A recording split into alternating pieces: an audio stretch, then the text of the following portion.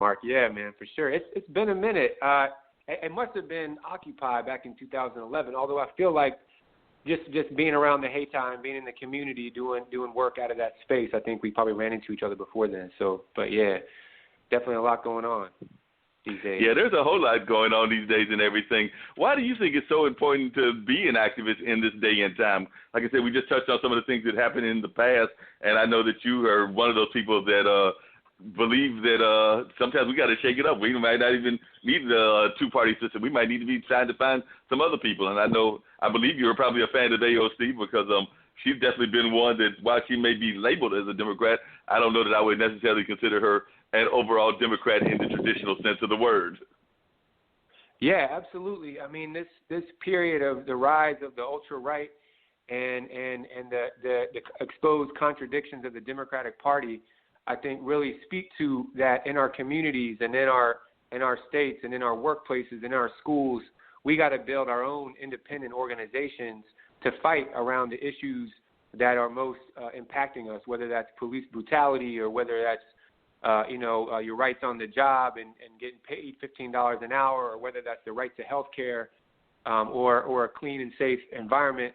I mean, these issues, we see both of these corporate parties really, both of the corporate parties have their own interests, and we as the people, the vast majority of people are independent, and we see that there is a rising tide, in this country of workers actually organizing on the job.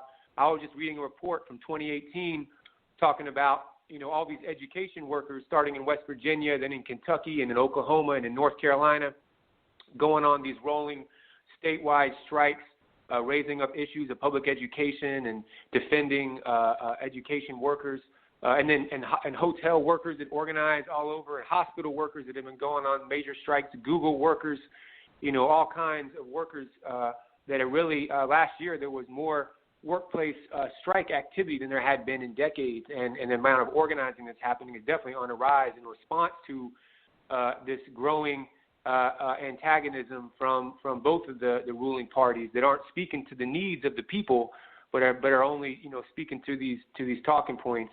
And so we got to do the work on the ground to make things move and hold whoever's in power accountable, because it is the working class and oppressed people that are ones that are going to determine the direction of the economy and of our government and to take it back. So. But yeah, there's definitely, I know you all probably had heard about one of the major things I'm really stoked about right now is, as you all probably have heard, teachers all across the state and education workers, bus drivers and custodians and students in their community are calling out of schools, are taking a personal day.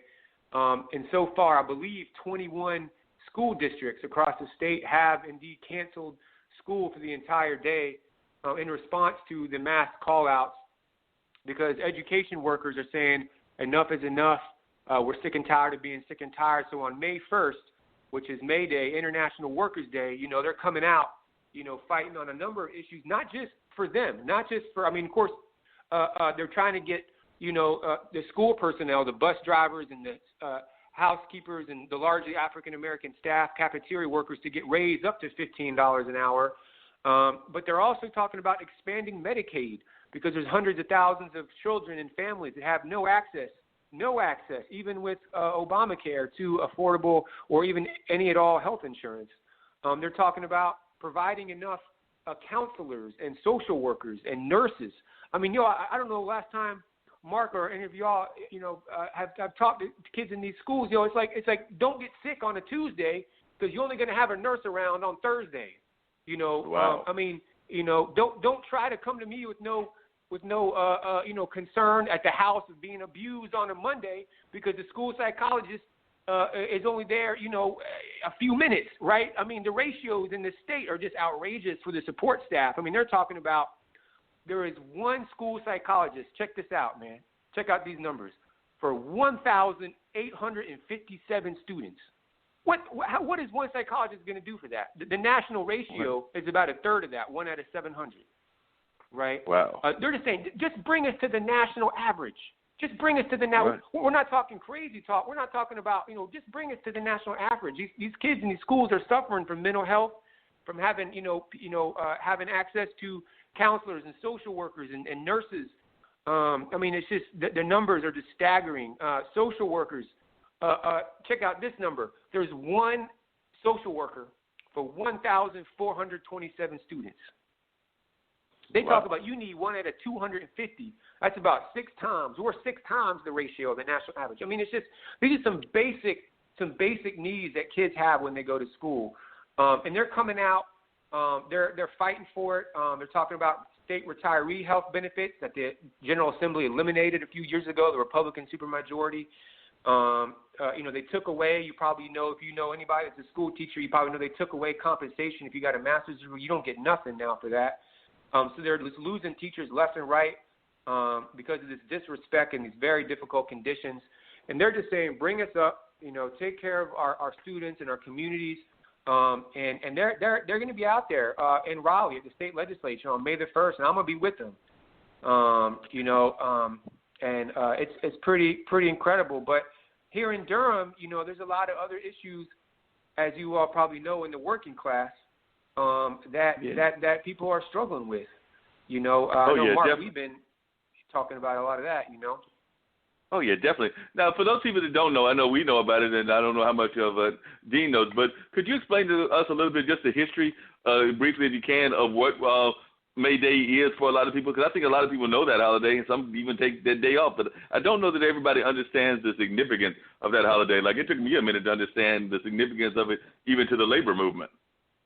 Yeah, May Day is such a vital thing, and the bosses and the rulers definitely don't want you to know about it. They actually created Labor Day in September back in the day to distract and to take away from the real Labor Day, the real Workers' Day, which is May 1st. And that comes out of the history of the struggle of workers.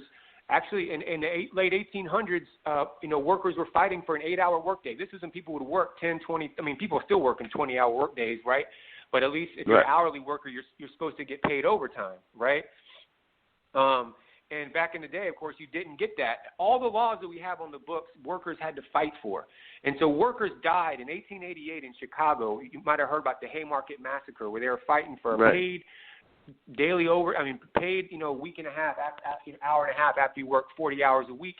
You should be able to work 8 hours in a day, sleep 8 hours in a day, and do 8 hours in a day what you wish, right? That's how your day should be. But, of course, the companies and the corporations work us to the bone, and they still do. But May Day was born out of that, and May Day also was raised up in the early 1900s when women workers were fighting for bread and land and peace in Russia. Actually, they went on strike. People don't know this, but the Russian Revolution was actually led by women strikers on May Day, right? It's an international day around the world. I mean, you'll see in India millions of workers, in Cuba millions of workers. You'll see all over the world, in Africa and Asia and Latin America, where the rulers want you to think that there is no struggling working class, where the oppressed people aren't building their own unions, building their own organizations, fighting these multinational corporations, fighting their own government. There is major. I mean, if you look it up, go to May Day, Sri Lanka. Just choose any country, and I guarantee you'll see massive demonstrations all over the world setting up. It's International Workers' Day, and so we've been trying to revive it in this country for the past 10 or so years. Back in 2006, the immigrant workers actually brought it back when they were trying to pass the Sensenbrenner bill, which would make it a federal crime to assist anybody that was an undocumented immigrant. They walked out, and millions of workers all over the country, including in restaurants and slaughtering house, meatpacking facilities in North Carolina, but all over Chicago, L.A., all over the country, walked out and brought back May Day in a big way to this country. And we're still continuing to try to revive that today. And the teachers are bringing it back in a big way. It's so glad that they're going out on May 1st. But there's other struggles. There's going to be a march in the evening, which I can talk about later, on May 1st in Durham as well. But it's such an important day. Yeah, it's definitely an important day and things of that nature. Now, it seems to me, like I said earlier, that we seem to be going back in a more positive direction with the struggle and everything. I know Reverend Barber's putting together the Poor People's Campaign and things of that nature. And, of course, like you mentioned, many years ago, well, not that many years ago, but, it seems like ancient history, but it wasn't that long ago, we had Occupy. But it seems to me that this force of what's going on now seems to be even more organized than Occupy was. Because I know one of the complaints about Occupy was that it galvanized people like kind of the Brexit movement did in Europe and everything, but then it kind of petered out. But this movement looks like it's not going to peter out anytime soon. I mean, this is even a movement that has elected some people in Congress that probably wouldn't have been elected in the past. I'm thinking about like the two Muslim sisters, as well as the AOC, and I'm thinking about some of the other folks that have gotten in office that are, like I said, while they may claim the Democratic title or the Democratic label, I don't know that they would necessarily be true Democrats, because I think at least one or two of them even call themselves democratic socialists. Yeah, that's right. Yeah, no, I mean, there's been waves. I mean, and of course the Black Lives Matter movement really kind of lifted up in a major way and really did seek to build organization, you know, in the communities. You know, there's been waves of struggle, you know, over the last, 5 or 6 years that have pushed the whole electoral system and the corporate class and the police and the governments to the needs of the people. I mean, I think this most recent election of Trump, and then all his attacks, whether it's his attacks on abortion rights, attacks on women, attacks on Muslims from the Muslim ban and his wars abroad, to his attacks on Latin America with trying to, you know, go after military intervention in Venezuela, a sovereign, you know, independent country. You know, all these attacks on the people, you know, his major, you know, tax cuts that have, you know, just really given billions and billions of givebacks to the most wealthy corporations. And while a lot of workers are fooled that they're getting money on their checks, you know, in the end of the day, you're really getting a short end of the stick. And there's just any social program you're talking about, this regime has gone after and tried to cut back. And then tries to spin it as if he's helping working people. It's just really incredible. You know, the amount of they say that unemployment records are low. That's because the number of people that aren't even counted, the number of permanently discouraged workers that are no longer even applying for unemployment because they've been unemployed for so long, you know, it's in the tens of millions. And so that number of people is not even counted in the unemployment numbers when Trump talks about, look, we're back to 3-4% unemployment records. It's like, you're not talking about prisoners. You're not talking about, the tens of millions that are off the books. You're not talking about this whole swath of the population that he just writes off like we don't exist, right? And I think people see that in our communities and want more. And I've realized the only way is by us organizing, building power. You know, but we have to build not only locally but also nationally, and so I think more of that is happening as these movements kind of evolve and do elect people. But it can't just be about electing people. It's got to be about building power to hold them accountable and really make real transformative change. And that's what we're trying to raise up on May Day in Durham.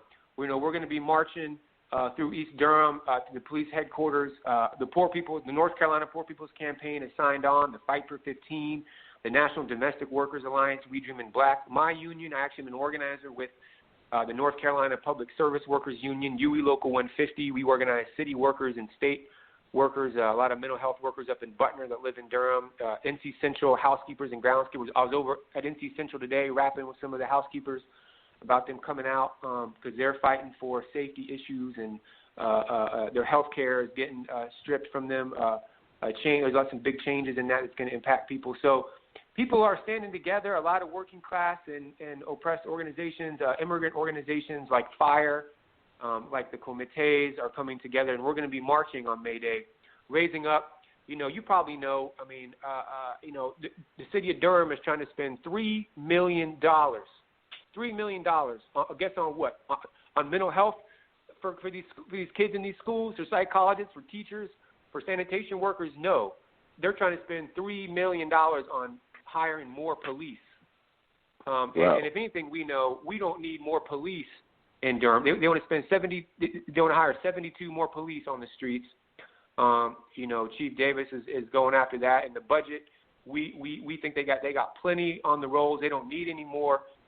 They need to spend money on the needs of the people, you know, to raise the wages, to help give affordable health care, you know, fund the Lincoln Health Clinic, fund, you know, people free bus rides, fund, there's so many things that we need, affordable housing. I mean, just the amount of the devastation of affordable housing in the city and evictions.